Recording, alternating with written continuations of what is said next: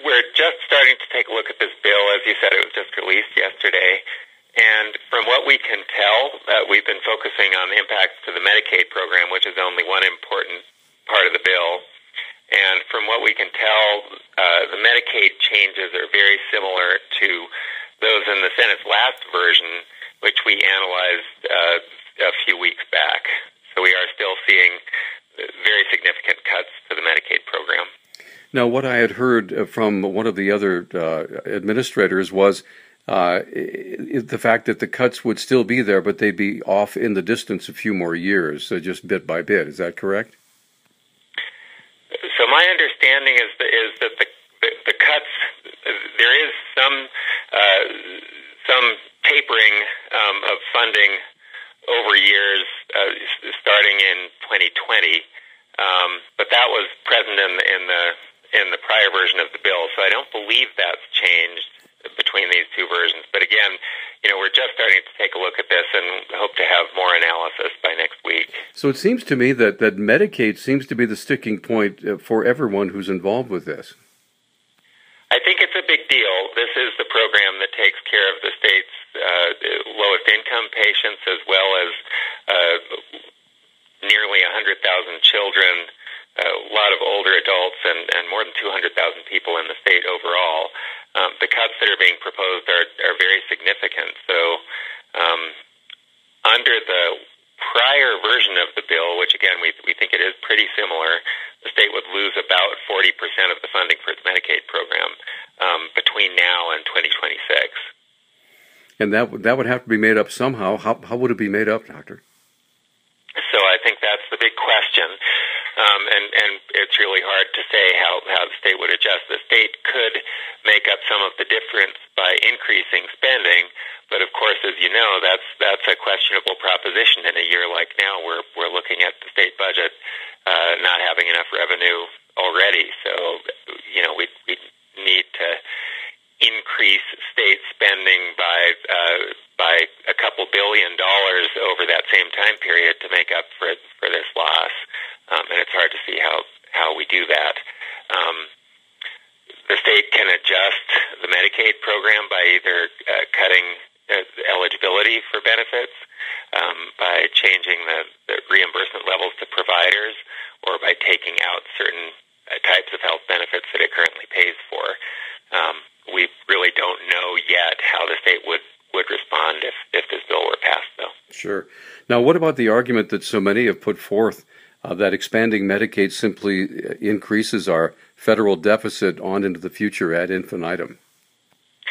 So as a healthcare foundation, honestly, we're really only looking at the health side of the picture. I'm not an economist and not an expert in the budget or the deficit.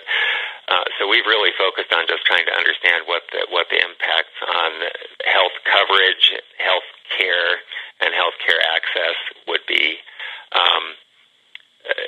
I understand that there are other considerations besides health in this bill. From a health perspective, though, it certainly isn't going to be helpful. It has some challenges for us. I think there are some things in it that they've tried to address some of the issues with the Affordable Care Act, particularly as it applies to people's ability to access insurance. At the same time, it's created some challenges on the Medicaid program that I think are potentially fairly harmful for rural states like Montana.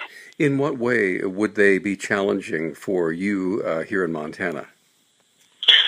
Well, Montana has a fairly large population of patients that benefit and receive benefit from the state Medicaid program. And in the proposed legislation, the Medicaid expansion that we've seen great benefit for our patients from would be essentially rolled back, and the financial underpinnings of it would be rolled back and handed back to the states. And it sets up a scenario where the state would ultimately land up having to defund the expansion program, and that would affect lives of the patients we care for, particularly pregnant moms, sick babies. Those are the folks that at Community Medical Center we care for under the Medicaid program, and that's where the impact would be. Sure. Now, I also understand, Dr. French, that a lot of folks, especially elderly folks who are in nursing homes right now, are being funded through Medicaid. Would that also be affected? Well, it's potentially one of the areas that could be affected, and it's twofold. Medicaid is administered by the state, but it relies on very significant federal matching funds. So the state invests in its budget for the state Medicaid program, and then the federal government puts money into the program based on the state's investment. And it's a substantial amount that the federal government puts into the program. For nursing home patients, for those patients that have no assets, they are really, don't have any ability to pay for nursing home care and don't have any assets.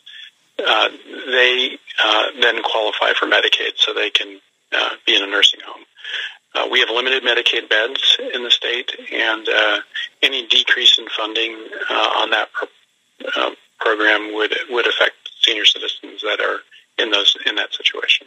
So basically, once the doors have been opened to people using Medicaid in a larger sense, any attempt to close that door would be resisted by a lot of folks. Is that correct?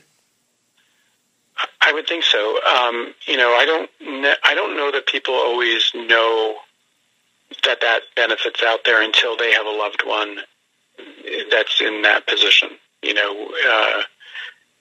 But it is 40% of patients in nursing homes in the state of Montana are funded by Medicaid at some level. So it's real impact. The legislation as it's proposed doesn't do most of the cuts in Medicaid. It pushes them out a fair bit to 2019-20.